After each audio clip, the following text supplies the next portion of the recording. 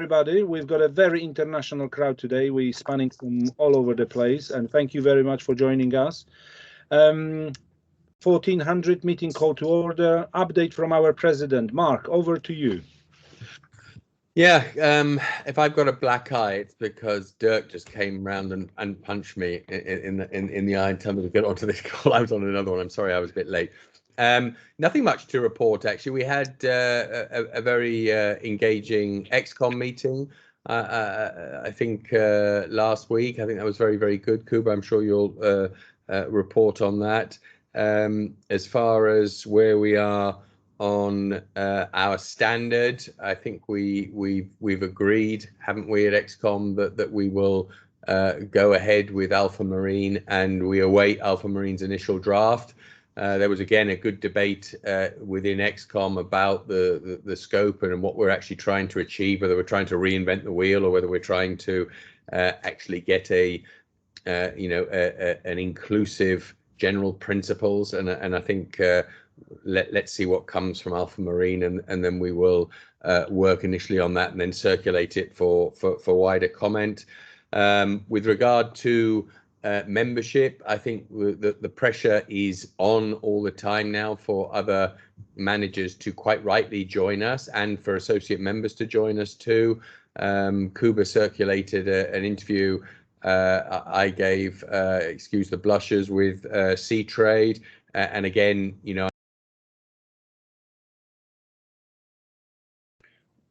Mark, you are muted. Yeah, we lost your voice. Okay, sorry about that. I don't know how that happened. Where was I? Sea Trade.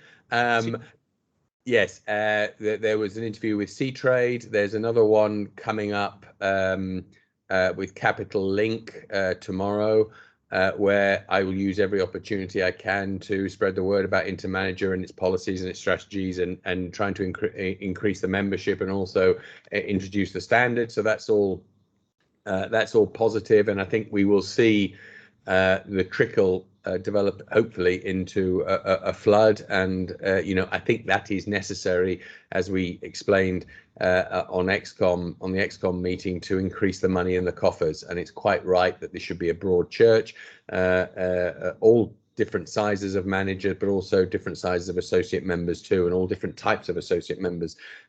We really do have an important voice in this industry, I feel, and I continue to feel. So much for our standard, so much for our membership. On vaccination, I think we have been less active. I certainly haven't been active. Mea culpa, I haven't had time to devote to this recently. There's been a number of things that have been happening internally to us. Kuba, I don't know whether you've managed. We need to focus again our efforts now on the vaccine producers, and I think we have a number of governments now who are willing to assist if we can get vaccine producers to give us vaccines, and then of course we've got to line up the buyers. So getting those three stars aligned is the challenge, but I think on the vaccine front there is general movement in various jurisdictions now with providing vaccines to seafarers. As I mentioned on that seafarers interview, and in various other places too, I think the challenge is that there are a number of crews who just don't want to be vaccinated. And we had, I think, a couple of vessels where the crew did not want to be vaccinated at all, despite vaccinations being offered. And I think that's something that we really do need to address and come up with an answer to, because it is a fact that a third of our crewing pool in next year will not be vaccinated, and will be within their rights not to be vaccinated. How do we operate as ship managers going forward in those circumstances, and how do we encourage crew to be vaccinated, if indeed that's what we should be doing? But that's a discussion I think we should have as a separate discussion, a separate one of these meetings, because it's very interesting. We will have to operate in a strained crewing market with a large number of our seafarers not wanting to be vaccinated, even where those vaccinations are available. So that's all I had. Thank you, Kuba. Thank you all. Thank you. And I'm smoothly picking up the button when Mark leaves that, which is the vaccination issue. So next meeting in 2 weeks' time is already arranged, and it will be devoted to this particular issue. Vaccination of seafarers, propaganda we need to do. Sorry for the word, but we need to educate. And also, we've got on this call managers who are reporting embarrassingly, then the office staff is refusing to be vaccinated. And this is now causing some problems, because the cargo owners and ship owners require them to be visited by the senior staff. And seafarers are saying, I'm coming, but your office is not vaccinated. So where do we stand? How can I visit your office if you are not prepared for all of this? So that adds a very interesting angle. And this, I hope, will receive some attention from our members. I will be circulating tomorrow questions and getting ourselves ready for the meeting in 2 weeks' time. So the meeting regarding vaccination, seafarers, office staff will have some meat and juice. I have also invited Natalie Shaw from ICS. She will show what ICS is doing with partners. And there is a lot of documentation which I hope to send beforehand. There are films available.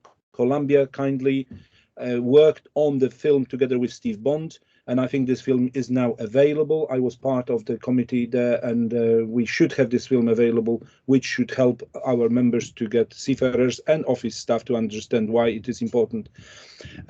Moving on, obviously I'm always very watchful to get information from other countries, how they are dealing with vaccinating seafarers, and I'm glad to report that there is more and more countries. Some of these countries are now allowing companies to buy vaccinations from them. So let me say that very clearly, the government of country can sell, make it available to the individual companies, and we see this happening. Poland, for example, is not selling, but is allowing shipping companies to apply for on behalf of their seafarers, and those seafarers can be vaccinated. And we can see this happening more and more. So if you don't know about that, I would be surprised. I'm pretty sure your branch office in Poland would definitely report that. But this is going on. And I was talking on this call, we've got Khalil from Oman, and that is what's happening. That's excellent news as well. Countries like Oman are gearing up for that. So that's perfect. Thank you for that. Now, Mark was very modest in saying that this podcast, which he participated, he gave an interview to Sea Trade. It's hitting the social media beautifully. And Mark, thank you for that. I sent you a message. You didn't even say thank you to me. Then I recognize that. So I'm teasing you, but no, it's extremely good interview where Mark is hitting right into the places where a lot of people are talking, but nobody seems to be brave enough to actually call spade a spade. And Mark just did that. I circulated the link. I had a problem actually, but if you go Spotify, you can listen to it. And it's very good. It's extremely good. And I've got a very good feedback from other organizations, associations, thanking Mark for actually raising it. So as far as raising and voicing issues, spot on. Thank you for that. COVID travel situation. That is a very interesting one now. Obviously, we are trying, the whole world is very PC correct, so we are not calling it Indian variant, we call it Delta variant. And we can see countries just going crazy. Poland, for example, is banning people coming from UK. That's very interesting. I don't know whether it filtered down to you. The seafarers who are now disembarking in UK may be treated as coming from UK, therefore they may face different things. This is hot off the press. This just happened 1 hour ago when I heard that. So we need to be careful and obviously explain what the seafarers are, how they are traveling, where do they come from, and what they shouldn't be really affected.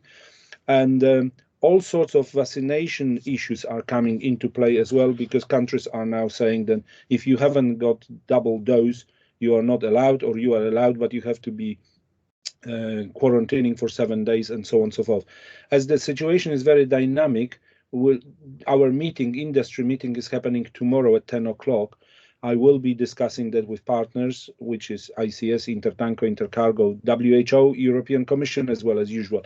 So I will report back if there is anything to be reported, but otherwise I'm hearing what you are saying.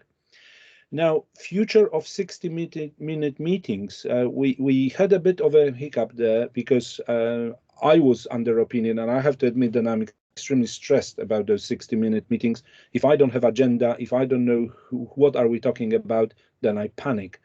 but I was told not to panic. If the meeting is only even for 5-10 minutes, we just meet, share opinions, and then we go away. But I have to say that after I raised that, we've got agenda now for 2 months, easily for 2 months, and next meeting is already arranged. And as I said, it will be dedicated to the vaccination and education of seafarers. And 4 weeks from now, there will be a meeting about. I just need to let somebody in. It will be a meeting about IMT, Exxon, and vetting changes. I've just been in touch with IMT, and they agreed to come to our meeting, and they will be explaining they will be answering your questions, members who are very interested to watch what's going on with vetting and assurance being passed from Exxon themselves into the subcontracted third party. So we will have IMT with us, and I'm appealing to you, ladies and gentlemen, now to spread the word to your vetting departments and operations departments to participate, and maybe send the questions beforehand to secure your to make sure that nobody is really harming each other, and we can pose questions on your behalf. Mike will be attending on behalf of IMT. So the meetings will go ahead. I've got now requests for another basically four meetings as far as the presentations are concerned, and there is a lot of meat for those meetings. As you can see, members are coming with ideas and questions and comments, so I'm delighted with that.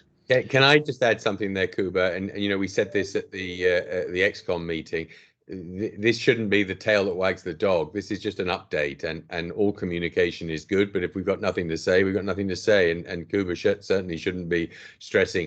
I have to say that I would be completely amazed if every single associate member wouldn't want to put their hands up and say, do you know what, I want to talk about what my company does for 20 minutes, bearing in mind that ship managers are probably the largest purchasers in the sector. And if you're not coming forward and doing that, you've got to ask yourself, why be part of an association? You know, I that's what we want to hear. You know, I certainly am really interested in learning about what our associate membership, what our associate members do and why they're different. And you've got here, if I was an associate member, I would be knocking on Kuba's door. I'd be the first to knock on his door. And we talked about legal firms. Why aren't legal firms? Why aren't accountants firms? Why aren't they all associate members? They should be, because this is the best type of networking possible. So the 20-minute talks, I would be surprised if we weren't being filled up for the next year. But in any event, there's no need to attend these meetings, or indeed have them, if there's nothing to talk about. There always should be something to talk about, but we shouldn't be guided by filling up 60 minutes. Aye, sir. I hear you loud and clear, and that's good to know as well. Thank you for that. And that brings me, I'm just checking on my left hand side my notes. I think that's my 10 minutes. Any other questions, any comments? Because I have touched on vaccination, and I warned you that there will be a meeting in 2 weeks' time. Is there any pending issue you would like to raise? I can also add that the idea of checking how many people were positive on traveling to the ship, and we started with that, this, thanks God, did not materialize in increasing numbers. So there was no point going again and checking, because you were reporting to me that there is no hike, there is no increase in seafarers' numbers. Therefore, we backed off from that. So I'm just pausing for a second, watching for the yellow hands. Yes, we've got Rajesh. Please go ahead. Hi, Kuba. Good morning, good afternoon, good evening, everyone. This is Rajesh Dagwal from Campbell Shipping in Bahamas. Kuba, I just wanted to get a little update on one of the issues that we have raised in the last meeting was regarding the availability of interviews for the American, US visas, and even the Schengen visas as well. Especially for the crew coming out of India, these consulates are literally shut. We have got, notification from the website that yes, we are shut for this time. And we just wanted to make sure that that InterManager takes this up with the US authorities, which you mentioned that we have a good working relationship, that at least they know proactively the challenges that we are all working around, and we don't face any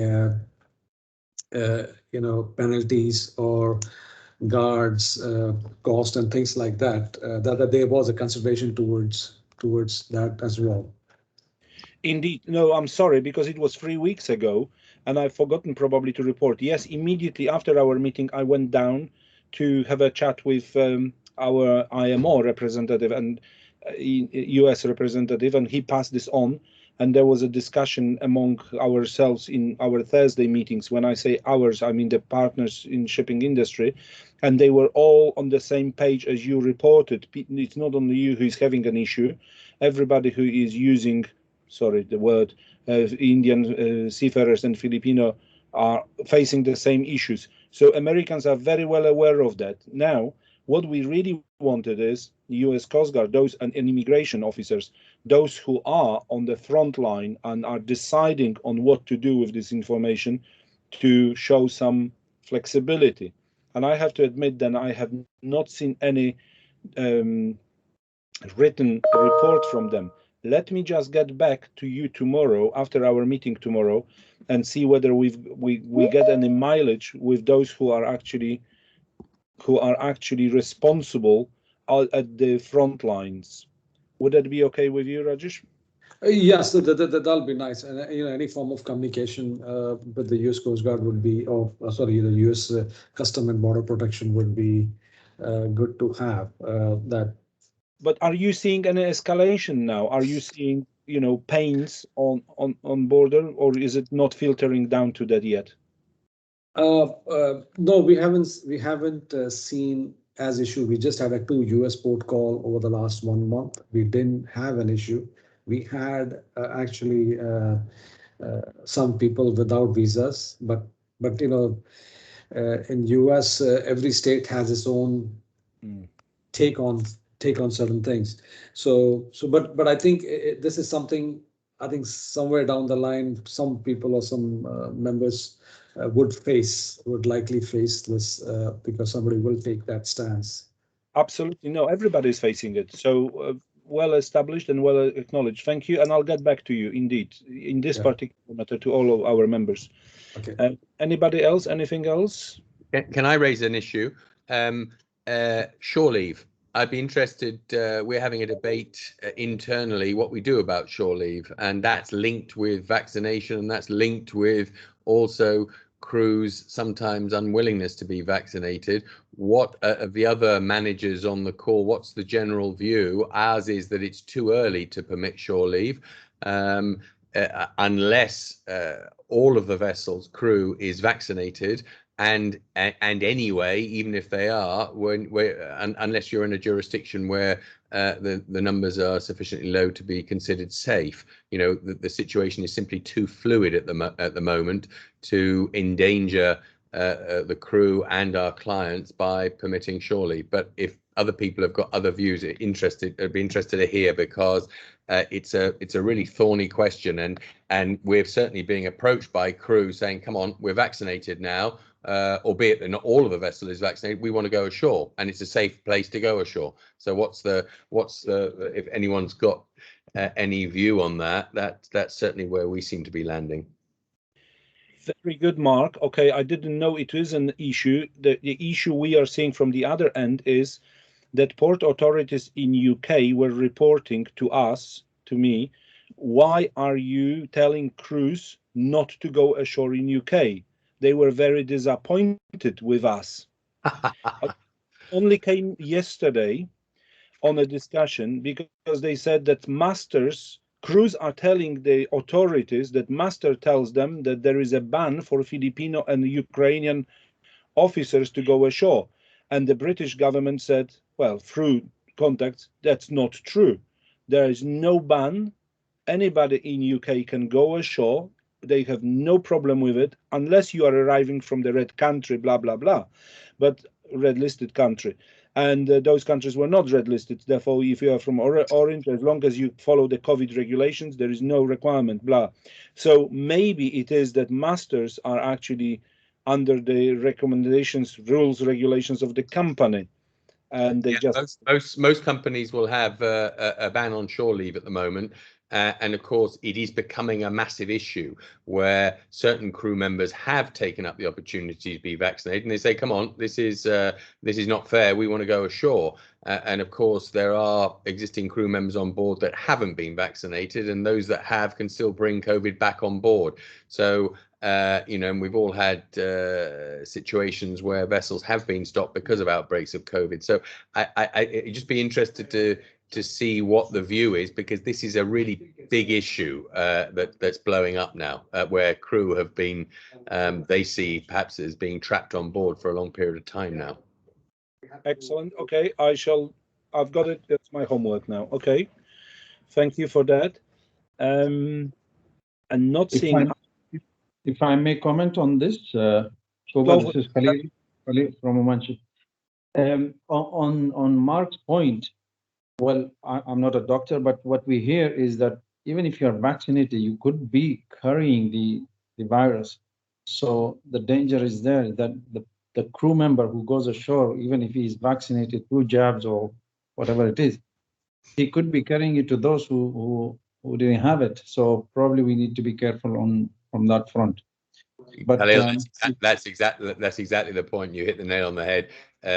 It's they of course may be safe themselves, but they will be coming back and endangering their colleagues, and that's the argument we're clearly using at the moment. And query whether the situation will ever change. We've got to come to a position where, if you take my comment earlier on, there will always be some crew members on board a vessel who are not vaccinated, and there will always be a risk of shore leavers bringing it back on board, even if they are vaccinated. And how do we, position do we take as an organization? Because Kuba, coming back to your propaganda, I would hope that in our discussion in 2 weeks' time, whenever it is, that InterManager takes a position on this. You know, we're worth nothing unless we take a position on something and use our position to our voice to start to educate the market now, and educate our customers that you're never going to have fully vaccinated ship. You can't actually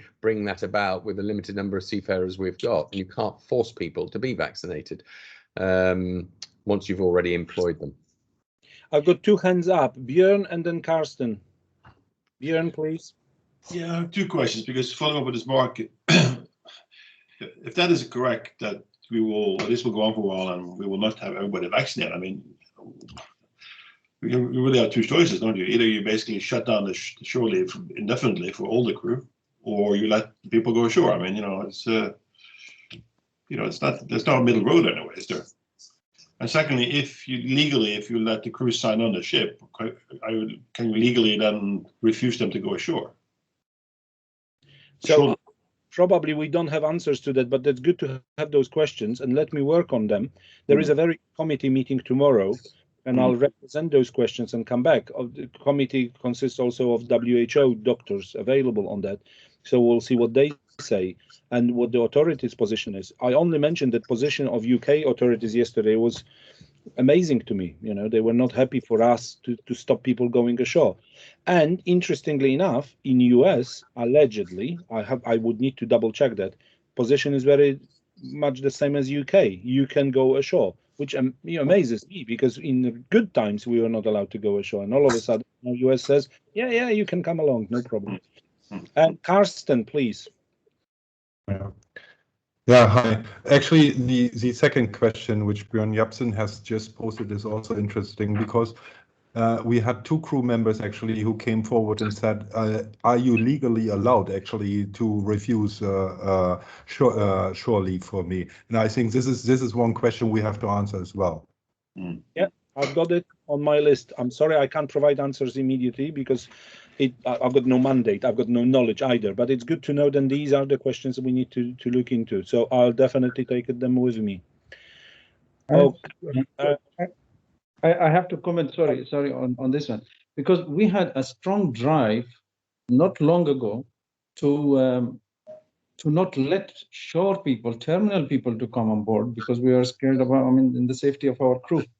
And we started all this remote auditing and remote inspection and all that. All of a sudden we are saying, okay, our own crew can go ashore and have the risk of bringing it. So it's very much completely the opposite side just a couple of months ago. Yeah. But I think we all appreciate that the situation is extremely dynamic, and what posed the problem a few months ago, and now we are facing completely different ones. So that's where we are with that. Okay, seeing no further hands, thank you. I will move to item 4, which is Ocean Guardian. And Alex, over to you. Thank you very much. And don't you know that just as we were wrapping this up and handing it over to me, our electricity flickered, our power flickered. So thankfully I'm on my laptop and we should be good to go. But thanks for the opportunity to present this. Let me just share my screen a second. And what I'd like to ask as I start this is to please let this be a conversation, not just a presentation. I do so much better with conversations than presentations. Okay. Just wanted to make sure I was back up here. One moment. And can you see my screen? I do indeed. Yes. Super. Thank you. So I'm just going to take a few minutes and present this product here. Before I do, just as a quick intro. So Total Marine Solutions is a company that I started 20 years ago. And our core business is to represent equipment manufacturers of MARPOL compliant systems. So oily water separators, sewage treatment systems, food waste digesters.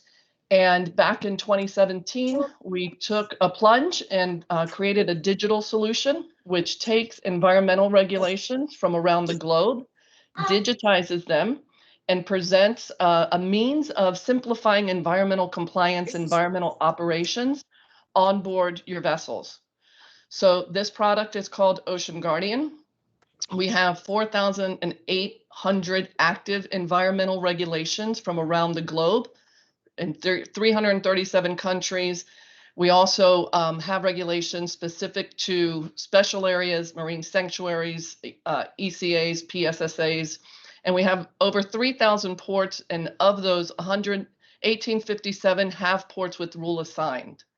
So I'm just going to go through this, but again, if there's any questions as we go along, what we do is we have a team that maintains a database of international, national, regional, and port regulations. We call those global regulations, but our clients can also put up there and maintain and deploy their environmental policies, which very often are above and beyond the global regulations in these 4 areas. And all of this can be maintained and deployed through this Ocean Guardian portal. And what we do is we take regulations, we give them a digital file, if you will. They each receive a unique identifier, the rule name. We pull from the document. Everything in Ocean Guardian has to have a related attachment. And we pull that excerpt that speaks to dischargeability or environmental use here. Their deployment statuses, rule profiles as far as what type of vessels they pertain to, if there's a tonnage specification, if there's a flag, specific flag notation, and then we assign it to geographic locations within the system. And when we do that, the vessels can actually see, based on where they are, we have AIS feeds coming into the system. So this is the El Segundo Voyager. She's underway. She's off the coast of Malaysia. Based on her course, based on her speed over ground, this is the areas that she's approaching with the distance and ETA, again, based on her course. And these are the regulations that apply in this specific location. And because we have the rules, the attachments, we can actually, this is the rule that's specific, driving that no discharge performance. Everything has an attachment related to it. So the crew on board can see exactly where this guidance is coming from. If there's ever a question based on what they see, they can put a note here and submit that to us. and this comes across to our team for review, research, and response. Okay. And again, this applies to all type of the simplified categories of the categories of environmental compliance. We also take and automatically file against specific ports.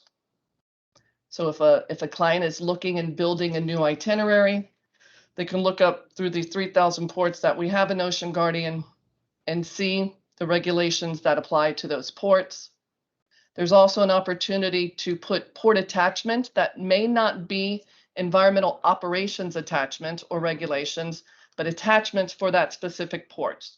So requirements for inbound and outbound reporting can be put right against the port as well.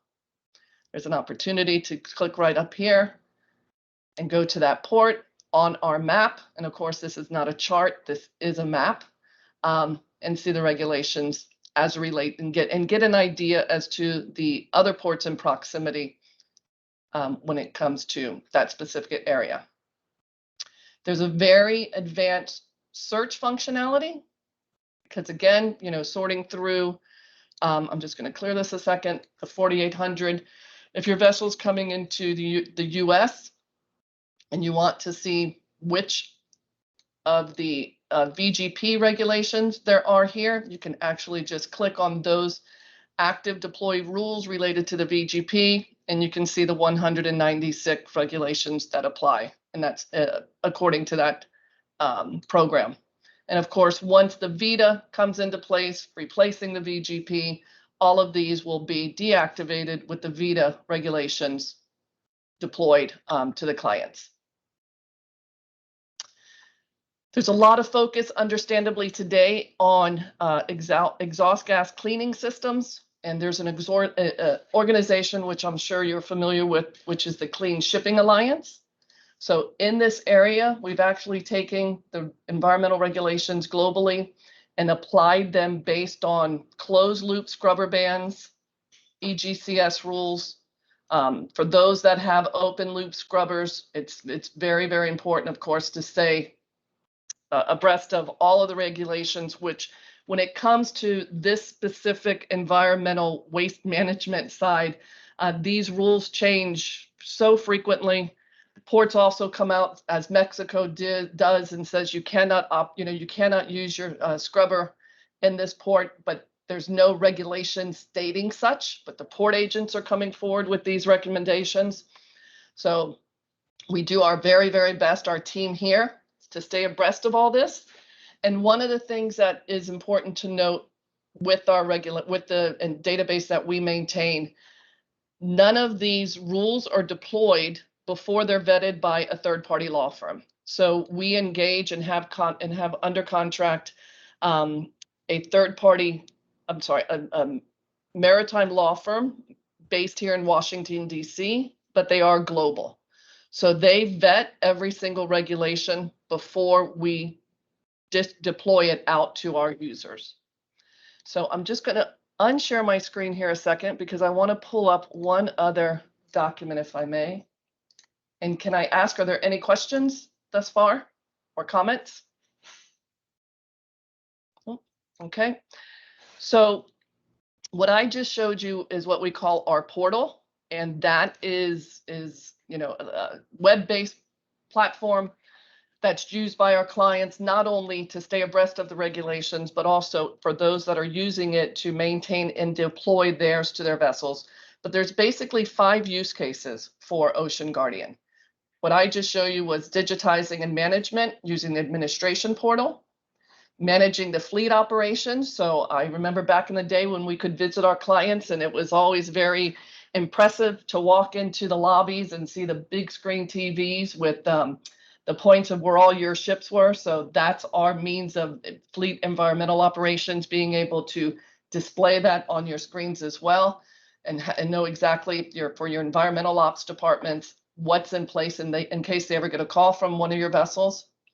We also have a Windows-based application, which is a shipboard server client installation, which is updated continually through this administrative portal.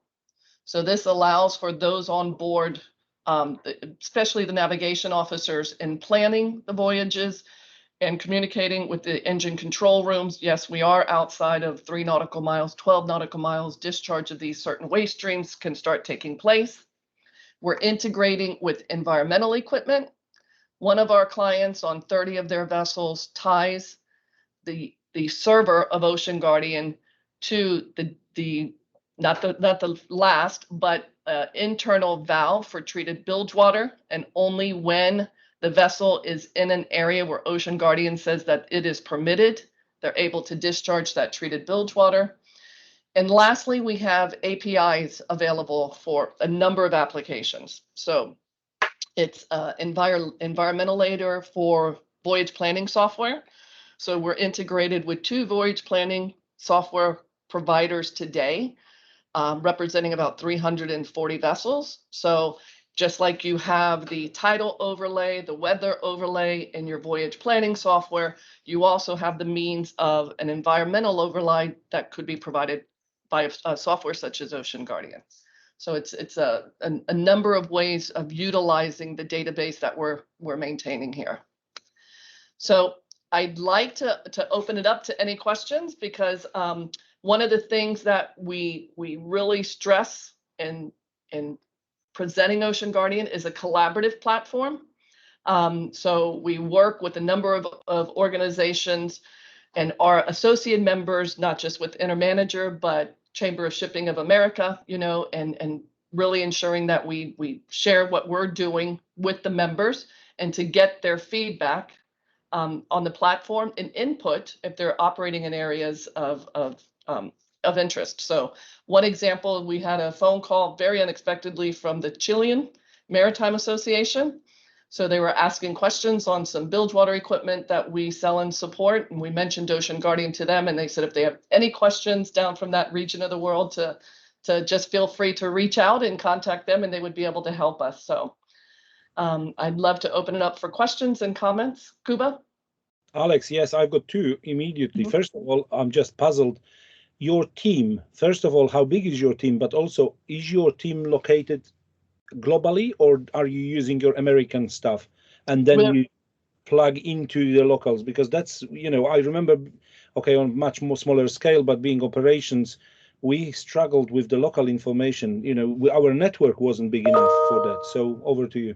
Yes, so our team is based here in Fort Lauderdale, our specific team. We have a team of 3 people that are dedicated, just related to maintaining and continually developing our global database.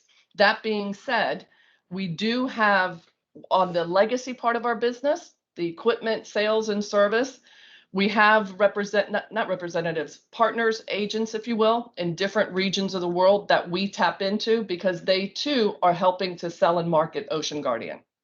So when we also look at our network, so we had questions on areas of Ghana. So I tap into my WISTA network and reach out to folks within that as well. So we are continually casting our net wide and far whenever we have questions, whenever we need translation services, because there are times that we find environmental regulations that haven't been translated as yet to English. So we reach out to our network to help with that. And then with the maritime law firm that we are engaged with, we pose a lot of questions to them, and we utilize their services when it comes to the guidance of it as well. And that preempts my question, because I was wondering if we do have an issue somewhere, and it's an interpretation issue very often, can you provide some sort of assistance when we need to reach out to someone who is local and can act? As you said, you know, there is a Mexican government, saying one thing, but the local agents or local authorities are saying something different, and we are caught in between, and we need sometimes to have some backup. So Absolutely. if I call Alex, I've got an issue, are you able to step in and say, this is Dirk's telephone number, give him a shout, he will step in immediately? Absolutely, absolutely. It'd be our pleasure, and we do that with a number of our clients today. Okay, very good. Any other questions? I'm just checking floor. Yes. Alex, If I jump in, how expensive? How do you charge for this? I mean, this service. Are you charging? You may have mentioned it. I had to pop to the heads, but you may have mentioned it then. Is it per vessel, or is it is it a license fee per month per fleet, or how do you charge? It's a license. So when we talk about the standalone system, which is the platform plus the shipboard client server, it is per vessel, but there is a tiered approach to that pricing. So it's a license fee per vessel per year. Okay. When it's an integrated environmental overlay into the voyage planning part, that then becomes the voyage planning provider's pricing structure, and that too is per vessel. And just like with some of the other environment or options, if you will, within that voyage planning software, it's an add-on to what the ship or the operator is currently paying. So just give us a feel, if you don't mind, per vessel. What are we talking? We're talking when it comes into the size of a mid-size fleet of, let's say, 25 to 50 ships. It's about $5,000 a year per ship for that type of fleet. And then onboard the ships, and that's the standalone version. That's the standalone version. When it talks about an environmental overlay, the average price out there, list price, is under $1,000 for that environmental overlay. And that's used both in voyage planning and, real-time environmental operations. Thank you. Mm-hmm. Okay. Anybody else? Yes, Khalil? Yes, quickly, Alex, on is your service, what is the question the right way? Legal position of the service, is it just advisory, or what if you are saying, okay, you cannot discharge here, and then, or the vice versa? How have you faced this? We have, we faced it, and that's why we do engage a maritime law firm that specializes in environmental compliance to vet our database. So when it's deployed, it really is, as the start of your question was, it's guidance. And we when it comes to, we're very often asked the question, how complete is your database? And we have no idea how complete it is, because there's no global list of environmental regulations around the world to reconcile it against. But we illustrate the continual development of it. We deploy on average 60 to 70 rules every 2 weeks. And of course, those are primarily national and regional and port regulations that change frequently. So our database is one of the deepest.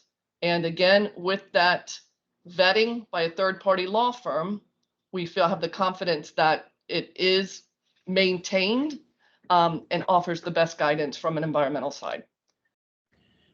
So I was wondering whether to go to a P&I or how does it work in cases of trouble, let's say? Right. So that's why it can. Yeah, it is guidance, but of course, it's always the ship's responsibility from the operational standpoint as to how they took that guidance and then perform the operations ultimately. And Alex, I've got a question. So do you run a network of your users, basically? Do you get feedback from your users and then they come across something which they feed back to you, then you verify that, for example? Is it some sort of a crowd driven? It's not necessarily crowd driven, but it is encouraged. And we do have a module on the portal where where clients can put in a rule proposal.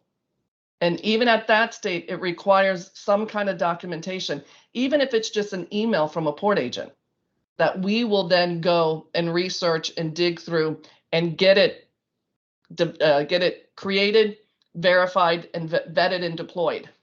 Because with this portal, in addition to our team, our administrators being able to deploy at any time, we do it every 2 weeks just to make it efficient and not hit our clients all the time with these notices of new rules. But our clients as well, again, can utilize the portal to put in their company policies or exceptions and get them deployed to their ships right away. And with that, you have an audit trail.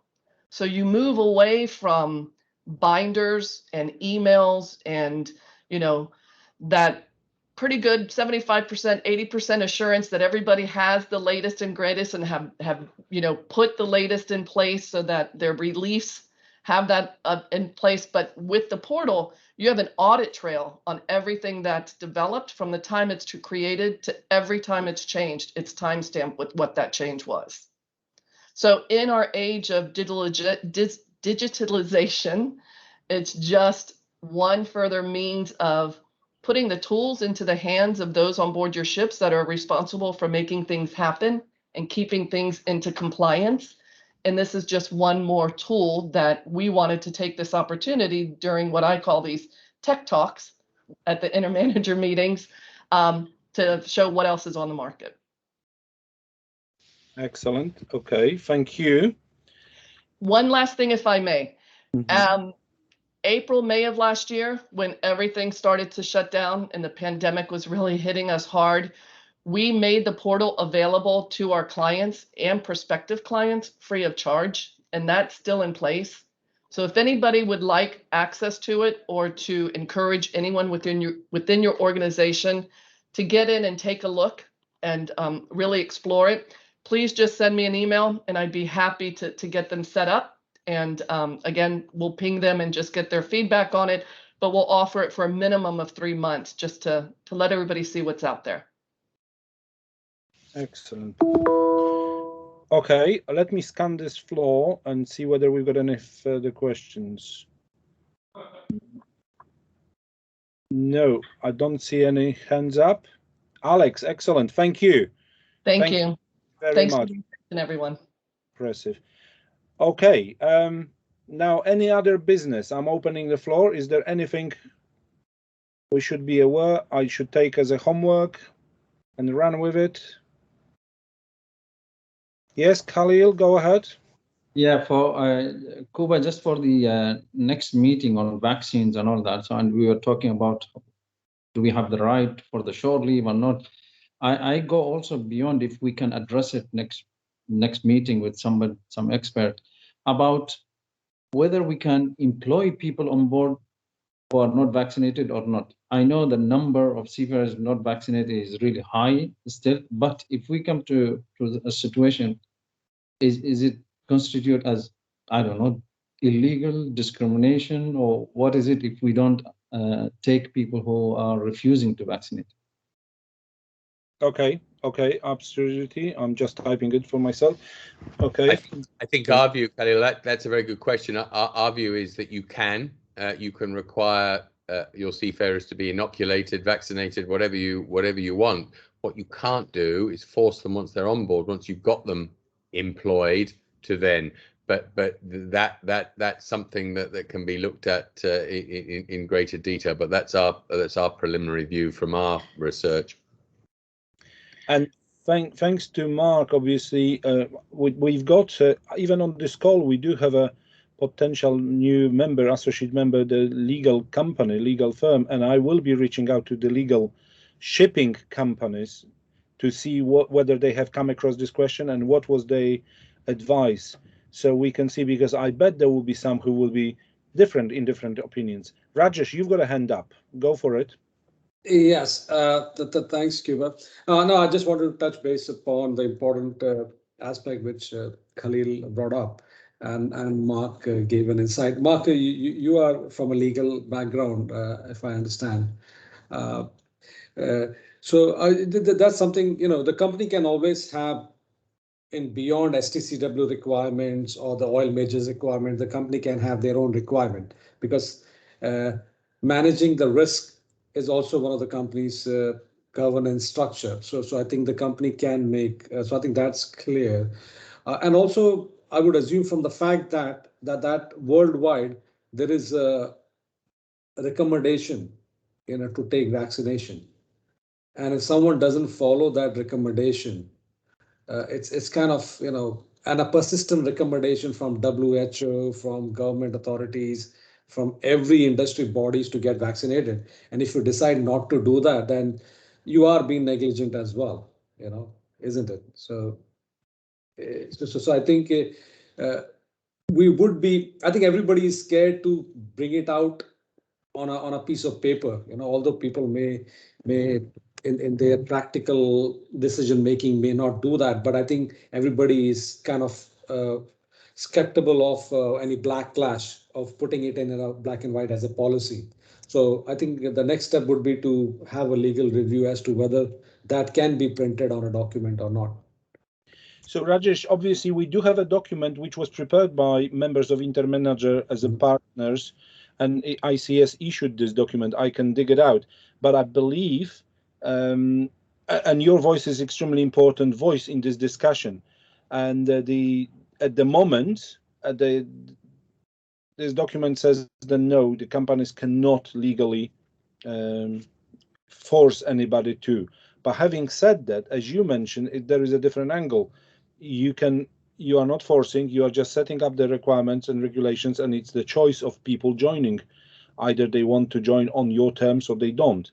And I think that's the latest I'm hearing all the time. But thanks for that. I will definitely get prepared and have more ammunition in my availability for me for the next meeting. And obviously I will also make sure that whoever is available for this meeting is prepared for that. So I am encouraging, I will be sending message, so don't get fed up with me then I'm reiterating the same issue. But obviously we've got only limited number of people on this call, and we've got hundreds who are not, and I need to reach out to them. So I will be asking this question and getting them ready for, there might be even more questions than just from our committee here. Björn, I see your hand. Please go ahead. Yeah, you mentioned that document that I think was done by ICS, I don't know, 2 months ago. I think that's quite a good summary, and I think would answer a number of these questions. So it might be a good thing to distribute before the next meeting. I will do that again. It's available on our website, but I will definitely send it again. And it was prepared by our members as well. You guys were consulted, and some of your comments were very interesting, and they had to change this document. It was the industry document led by ICS indeed. What I don't quite understand is this, for years and years, we have had requirements to take other types of vaccines, whether it's yellow fever or whatever, right? And we all do this, and we all used to have a little yellow book and we travel around the world, no question, right? And somehow this is different. I don't quite sure what I mean. I understand it's early days, etc. But still, I mean, how can we? I mean, I think the trick here is to get around that sort of mindset that because try to make this as just like any other vaccine that we've taken, and because this thing is not going to go away, right? So unless we get more and more people vaccinated, it's going to be a tremendous problem for indefinite future, right? So, I mean, it's really a big challenge. Yeah, because I think we used to be the only seafarers who travel with a yellow book, or whoever needed to travel. But all of a sudden, COVID is reaching everyone, and now everyone is voicing their opinions. And that's but you get vaccines for measles and smallpox and all this other crap that you take as kids, right? And that, I mean, there are people that refuse that as well. But thank God, it's a fairly small number, right? So we do get that immunity that we need as a community. Yeah, absolutely. Cuba, I want to just finish off. I understand the ICS document. ICS document makes reference to the point which we all know, that it's again a recommendation, and we know legally we cannot force anyone to take the vaccination. But I think the point, and I think if I understand Khalen's dilemma, which is pretty much being discussed here as well. Put it very bluntly, if one of the managers comes out with a policy that we will hire only people with a vaccination, and mind you, the cruise industry is already demanding that. It's already there, Khaled. They are already there. So does it go above the InterManager ethos? Okay, no, I wouldn't have answered to that at the moment. So I think this discussion is important. And as Mark pointed out, it would be very good in 2 weeks' time, then we are mature enough to make a decision among ourselves. And either people sign up to it and say, yep, that's what I want to do. Or people will, as always in democratic world, say, oh, with all due respect, no. But at least that would be our position. Now, approaching 3 o'clock, I would like to summarize our discussions and everything and hand over to Mark. Mark, over to you.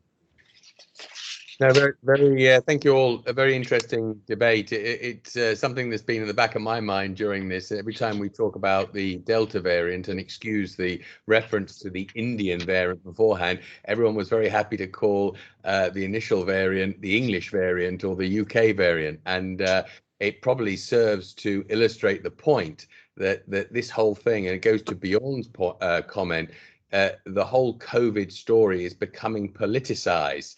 And you know, we have Eastern European officers that refuse to take the American vaccine, and equally when Sputnik is offered to us, we equally scoff at that. So it is politicized, it is febrile, and as soon as that dies down and we get more used to living with COVID, I think it will cease to be an issue. But I think that's going to be a number of years away. So I think it's good to have these discussions, and you know, we do need to prepare our clients and the shipping sector for a situation, a very uncertain, fluid situation for a long time to come. I think that should perhaps be our sole objective here, to actually to introduce this debate. It's not as easy as, are there vaccines for the crew members or not? Because we have all sorts of other issues flowing around, and maybe we're the right people because we have the greatest visibility to bring that sort of discussion to the fore. So if it takes more than 60 minutes, the next meeting, it should take more than 60 minutes, and we should have a good debate. But thank you all for that. I think that's been a really good 60 minutes, Cuban. We could probably go on for a lot longer today. And here comes the guillotine then. Thank you very much, everyone, and I will see you soon. Take care. Take care. Thank you. Bye. Bye-bye. Thank you. Bye-bye.